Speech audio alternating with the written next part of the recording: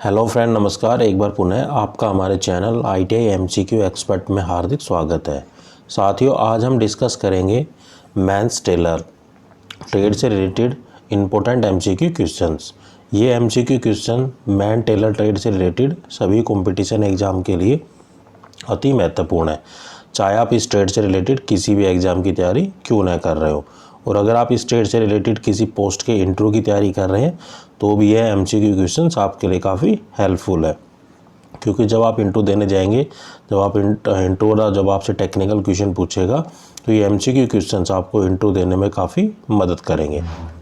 और साथियों, अगर आप पहली बार मेरे चैनल पे आए या अभी तक आपने मेरे चैनल को सब्सक्राइब नहीं किया है तो प्लीज़ सब्सक्राइब करें तथा बेल आइकन पर क्लिक कर नोटिफिकेशन को ऑन कर लें, ताकि जब भी मैं कोई नया वीडियो डालूं तो नोटिफिकेशन आप तक जल्द से जल्द पहुंच जाए।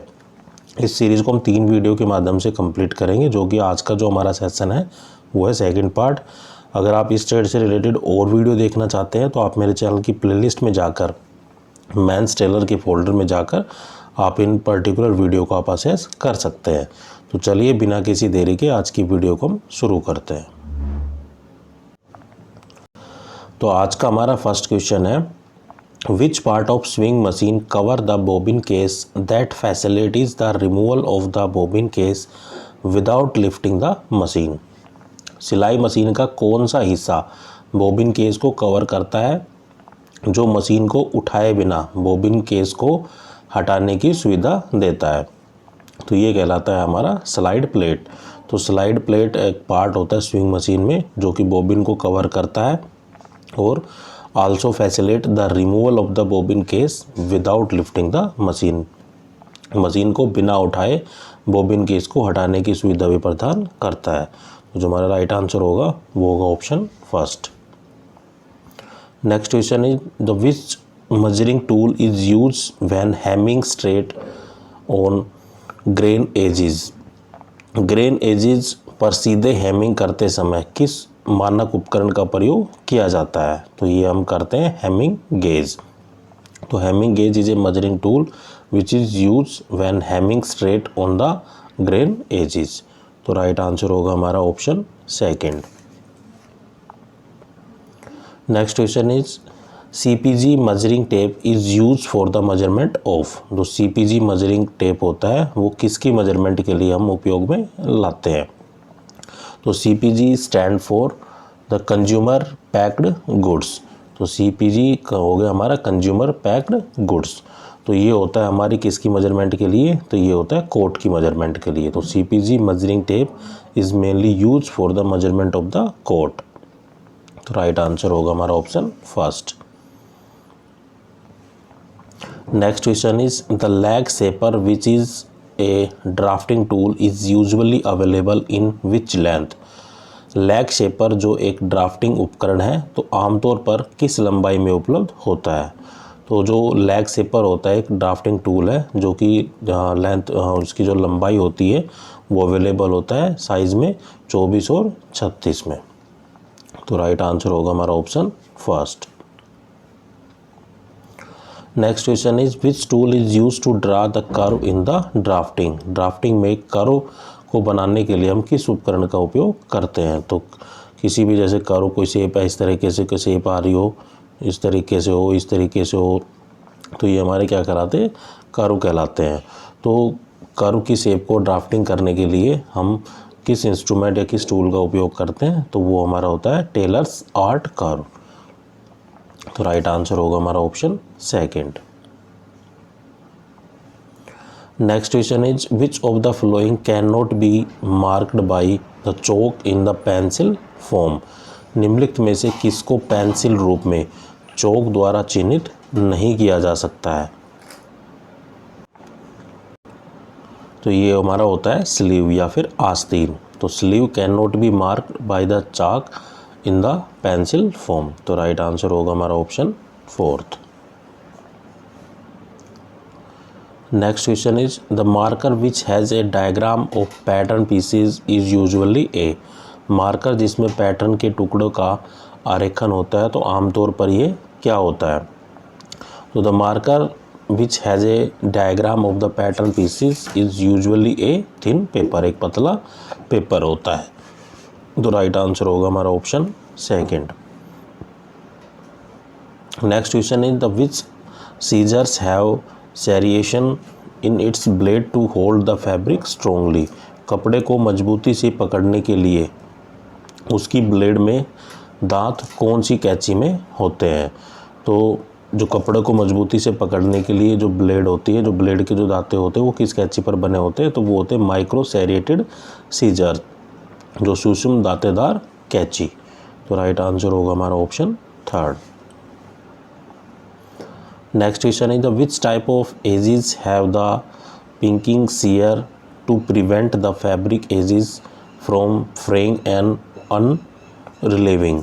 तो किस प्रकार के किनारों में पिंकिंग सीयर होते हैं जो कपड़ों के किनारों को उधेड़ने और खोलने से रोकते हैं। तो ये होते हैं हमारे जिग जैग एजेस। तो जिग जैग जो किनारे होते हैं वो एक तरीके से हमें जो उधेड़ने और खोलने में जो भी कपड़ों के जो किनारे होते हैं उसको हम जो पिकिंग सीयर होते हैं उसके द्वारा कर सकते हैं। तो राइट आंसर होगा हमारा ऑप्शन फोर्थ। नेक्स्ट क्वेश्चन है the which type of needle are use for doing the embroidery. कढ़ाई करने के लिए किस प्रकार की सुई का उपयोग किया जाता है। तो कढ़ाई करने के लिए जो हम सुई या नीडल्स जो उपयोग में लेते हैं तो वो होती है हमारी crewel needle.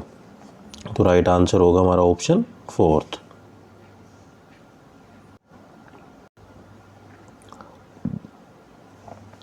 Next question is the which tool is use for forming the eyelets in belts and for embroidery work. Belt में सुराग बनाने और कढ़ाई के काम को करने के लिए किस उपकरण का उपयोग किया जाता है। तो देखा होगा कि जो भी हम बेल्ट पहनते हैं तो बेल्ट में सुराग बनाने के लिए और कढ़ाई के काम के लिए जो उपकरण हम यूज करते हैं वो होता है हमारा स्टिलेटो। तो राइट आंसर होगा हमारा option third. Next question is the which equipment is use to remove the strain from the garments. कपड़ों से दाग हटाने के लिए किस उपकरण का प्रयोग किया जाता है। तो जब भी हमें कपड़ों से अगर कोई दाग को हटाना है तो हम स्पॉटिंग गन का इस्तेमाल कर हम कोई भी जो कपड़ों के ऊपर दाग होते हैं उसको हटा सकते हैं। तो राइट आंसर होगा हमारा option second. Next question is the which type of needle are use to mend cut and hole in knitting garment. बुने हुए कपड़ों में छेदों और चीरों को ठीक करने के लिए किस प्रकार की सुई का उपयोग किया जाता है। तो ये हम करते हैं हैंड नीडल, जो हाथ की जो सुई होती है, जो बुने हुए कपड़ों में छेदों और चीरों को ठीक करने के लिए हम हैंड नीडल का उपयोग करते हैं। तो राइट आंसर होगा हमारा option first. Next question is the flat sketches of A product include which type of detail. किसी उत्पाद के फ्लैट स्केच में किस प्रकार का विवरण शामिल होता है। For the flat sketching of the product which include the detail stitching and the सिमिंग detail. सिलाई और सिमिंग डिटेल का विवरण उसमें होता है। तो राइट आंसर होगा हमारा option first. Next question is what is the term use for a full size working model of a new product that is used for later production stage।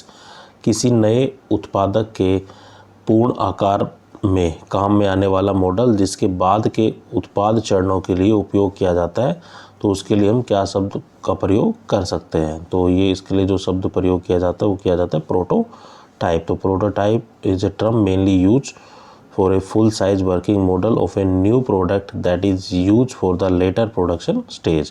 तो जब भी कोई प्रोडक्ट मार्केट में आता है तो सबसे पहले एक तरीके से उसका जो सैंपल बनाया जाता है मार्केट में लॉन्च करने से पहले, जब भी कोई नया प्रोडक्ट आता है तो उसको हम बोलते हैं प्रोटोटाइप प्रोडक्ट।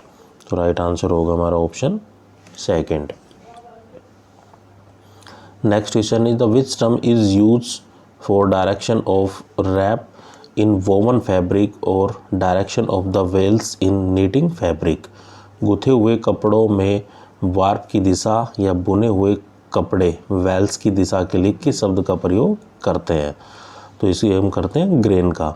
तो गुथे हुए कपड़ों में जो वार्प की दिशा और बुने हुए कपड़ों के वेल्स की दिशा के लिए जो शब्द प्रयोग किया जाता है तो वो होता है हमारा ग्रेन। तो राइट आंसर होगा हमारा option second. Next question is what is the name of endless blade vertical knife around which the work is moved over the large cutting table. तो जो एंडलेस ब्लेड होती है, जो एंडलेस ब्लेड वर्टिकल नाइफ का नाम क्या है जिसके चारों ओर बड़े कटिंग टेबल पर काम किया जाता है? तो ये कहलाते हैं हमारे बेंड नाइफ। तो band knife is the mainly name of the endless blade vertical knife. तो राइट आंसर होगा हमारा option first. Next question is what is the term use for the garment रफली assembly for the first fitting. पहली fitting के लिए मोटे तौर पर इकट्ठे किए गए परिधान के लिए किस शब्द का प्रयोग किया जाता है? तो जो टर्म हम मेनली यूज करते हैं मोटे तौर पर एक इकट्ठे किए गए परिधान के लिए, तो ये होती है हमारी बेस्ट। तो राइट आंसर होगा हमारा option second. Next question is according to the 8 head theory what is the height of the normal body structure. 8 सिर सिद्धांत के अनुसार शरीर की सामान्य संरचनाओं की जो ऊंचाई है वो कितनी होती है? तो ये होती है हमारी 5 फुट 4 इंच। तो according to this the body is divided into the 8 part in which each part is 8 inch in length. तो इसके अनुसार क्या होता है कि जो 8 हेड थ्योरी होती है उसके अनुसार क्या होता है कि किसी भी बॉडी को हमें 8 हिस्सों में बांटते हैं और प्रत्येक हिस्से की जो लेंथ होती है वो होती है 8 इंच। तो राइट आंसर होगा हमारा ऑप्शन यहाँ पे second, 5 feet and 4 inch. Next question is the which theory of the body measurement is use for all fashion drawing. सभी फैशन ड्राइंग के लिए शरीर के माप के लिए जो किस सिद्धांत का उपयोग करते हैं? तो ये जो थ्योरी होती है ये हमारी कहलाती है 10 हेड थ्योरी। तो 10 head theory is mainly use for the measurement of the body that is use in all the fashion drawing. तो 10 head theory divide the body into the 10 equal part. तो जैसे 8 हेड थ्योरी थे उसमें क्या है कि body को 8 part में डिवाइड किया गया था और 10 हेड थ्योरी में जो पर्टिकुलर बॉडी है उसको 10 पार्ट्स में डिवाइड किया गया है। And it is mainly commonly use in the fashion drawing. तो ज़्यादातर इस्तेमाल इसका हम फैशन ड्राइंग के अंदर ही करते हैं। तो 10 head figure is slightly larger in proportion then the 8 head figure. जो 10 हेड फिगर होती है वो बड़े साइज़ की होती है in comparison to the 8 head figure. तो राइट आंसर होगा हमारा ऑप्शन सेकंड, 10 सिर सिद्धांत। Next question is which of the flowing stitches is nearly invisible during the swing of the fabric. कपड़े की सिलाई के दौरान निम्नलिखित में से कौन सी सिलाई लगभग अदृश्य है? तो ये इनविजिबल है। तो ये है हमारी जो ब्लाइंड हैम स्टिचेस है वो क्या एक तरीके से इनविजिबल है during the swing of the fabric. कपड़े की सिलाई के दौरान जो ब्लिंड हेड स्टिचेस है वो लगभग अदृश्य है। तो राइट आंसर होगा हमारा option 4। Next question is the which fibre is made from the pulp of bamboo grass. बांस की घास के गुद्दे से कौन सा फाइबर बनता है? तो ये हमारा होता है लिनन। तो linen fabric is made from the pulp of the bamboo grass. तो राइट आंसर होगा हमारा option first. Next question is the which term is use to yarn और the fabric made from more than one fabric. एक से अधिक fibre से बने धागों या कपड़ों के लिए किस शब्द का उपयोग किया जाता है? तो ये करते हैं हम मिक्स। तो mix is a term which is use to yarn और the fabrics made from more than one fibre. यदि एक या एक से अधिक फाइबरों से बने धागों या कपड़ों के लिए जो शब्द प्रयोग किया जाता है वो किया जाता है मिक्स, मतलब वो 2 या 3 चीज़ों से मिलकर बना है। तो राइट आंसर होगा हमारा option first. Next question is the which term is use for knit fabric in which 2 layer of loops are formed that can not be separated. किस शब्द का उपयोग एक बुना हुआ कपड़े बनाने के लिए किया जाता है जिसमें 2 लूप बनते हैं और जिन्हें अलग अलग नहीं किया जा सकता। तो ये होता है हमारी डबल नीट फैब्रिक। जो डबल नीट फैब्रिक होता है या कपड़ा होता है उसमें क्या होता है कि 2 लेयर होती है लूप्स की, जिनको हम सेपरेट नहीं कर सकते। तो राइट आंसर होगा हमारा option 4th। Next question is the which weave pattern gabardine fabric has. तो जो गैब्रेडिन कपड़ों में बुनाई के लिए कौन सा पैटर्न होते हैं, तो ये हमारा होता है ट्विल। तो जो गैबर्डीन कपड़ों में बुनाई के लिए जो ट्विल पैटर्न यूज किए जाते हैं। तो राइट आंसर होगा हमारा option 2nd। Next question is the which type of stitches can be use to decorate the edges of the various fabrics. विभिन्न कपड़ों के किनारों को सजाने के लिए किस प्रकार की सिलाई का उपयोग किया जाता है। तो ये हम करते हैं ब्लैंकेट स्टिचेस। तो blanket stitches is mainly use to decorate the edge of the various fabric. तो राइट आंसर होगा हमारा option 3rd। Next question is the double pointed dart are wide at the centre and at the dash at the end. जो double point dart होते हैं वो केंद्र से चौड़े होते हैं और अंतिम किनारों से कैसे होते हैं। तो double pointed dart are wide at the centre and tapering या टेपर होती है एट द एंड पॉइंट। तो राइट आंसर होगा हमारा ऑप्शन 4। टेपर क्या होता है कि मान लो एक तरफ डाया ज़्यादा हो, एक तरफ व्यास कम हो, इस तरीके से जो ये चीज़ होती है टेपर फॉर्म में। Next question is the colour scheme in which colour is removed और सब्ट्रैक्टिव इज कॉल्ड। वह रंग योजना जिसमें रंग निकालना या घटाया जाता है तो उसको हम क्या कहते हैं।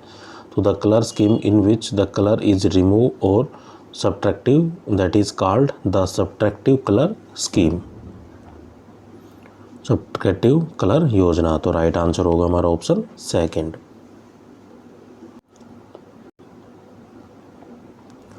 Next question is in which of the following garments under pressing is not required. निम्नलिखित में से किस परिधान में अंडर प्रेसिंग की आवश्यकता नहीं होती है।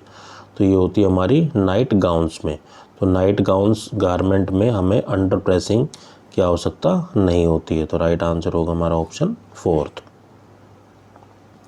Next question is the samples produce by A manufacturer so that the company purchasing the product can review the garment to ensure that they fit properly to the human body is called या are called। एक निर्माता द्वारा उत्पादित नमूने ताकि उस उत्पाद जो करने वाली जो कंपनी है उसकी समीक्षा के लिए कि जो हमने गारमेंट बनाया वो फिट है या ह्यूमन बॉडी के लिए या नहीं है। तो ये होती है हमारी fit sample.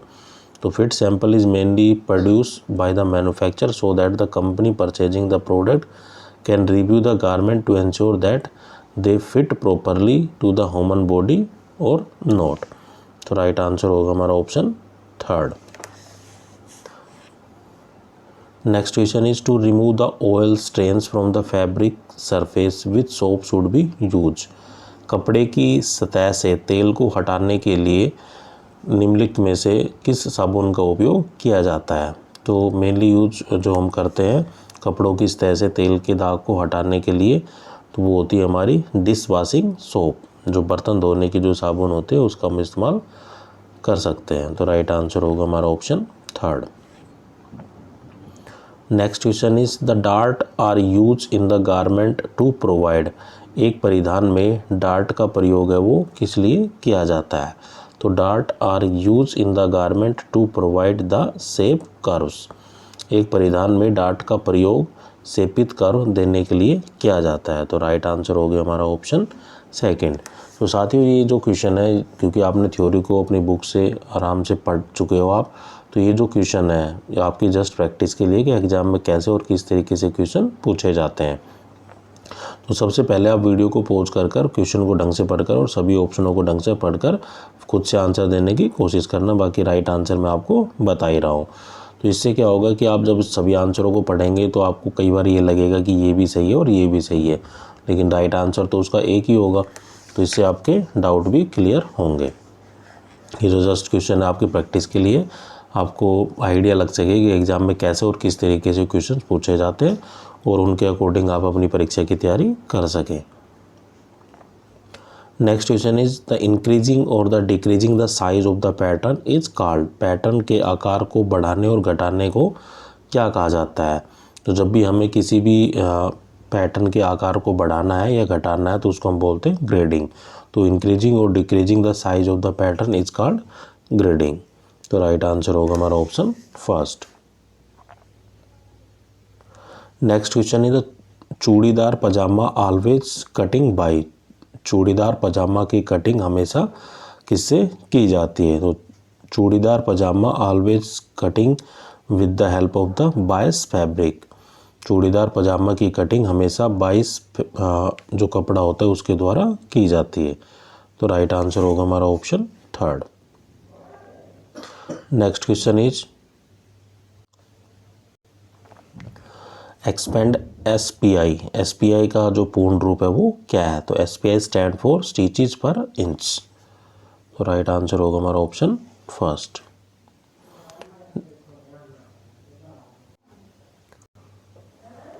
The grain diagonal to selvage is also known as. Selvage में जो आड़ा ग्रेन होता है या तिरछा ग्रेन होता है उसको किस नाम से जाना जाता है? तो ये होता है हमारा bias grain. The grain diagonal to selvage is also known as the bias grain. तो राइट आंसर होगा हमारा ऑप्शन थर्ड। तो बायस ग्रेन क्या होता है कि it is any grain that fall between the straight and the cross grain. तो उसको हम बोलते हैं बायस ग्रेन।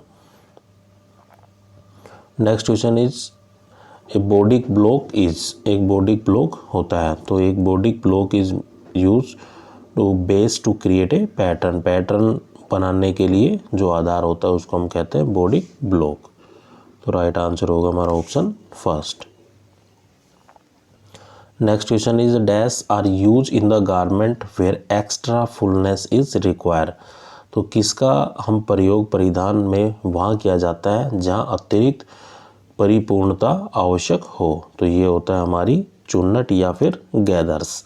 तो gathers are use in the garment where extra fullness is required. तो राइट आंसर होगा हमारा option fourth. Next question is dash is a pattern making tool use to shape the arm hole. Arm hole shape के लिए एक pattern making tool का प्रयोग किया जाता है। तो ये होती है हमारी फ्रेंच कर्व। तो French curve is a pattern making tool which is use to shape the arm hole. तो राइट आंसर होगा हमारा ऑप्शन फर्स्ट।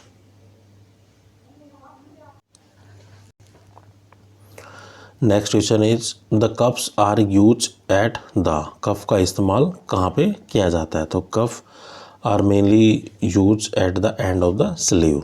कफ का इस्तेमाल स्लीव के अंत में किया जाता है। तो राइट आंसर होगा हमारा ऑप्शन फर्स्ट।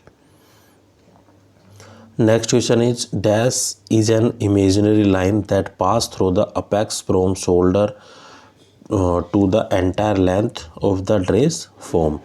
एक काल्पनिक रेखा जो अपेक्स के माध्यम से कंधे के ड्रेस फॉर्म की पूरी लंबाई तक गुजरती है। तो ये जो लाइन होती है इमेजिनरी लाइन, जो काल्पनिक जो रेखा होती है, तो ये हमारी कहलाती है प्रिंसेस लाइन। तो princess line is an imaginary line that pass through the apex from shoulder to the entire length of the dress form. तो राइट आंसर होगा हमारा option first. Next question is identify. मतलब एक चित्र दिया गया, हमें ये पहचानना है कि ये किस चीज़ का चित्र है। तो ये हमारी चुन्नट या फिर गैदर्स। तो राइट आंसर होगा हमारा option second. Next question is dash is not a type of pleat.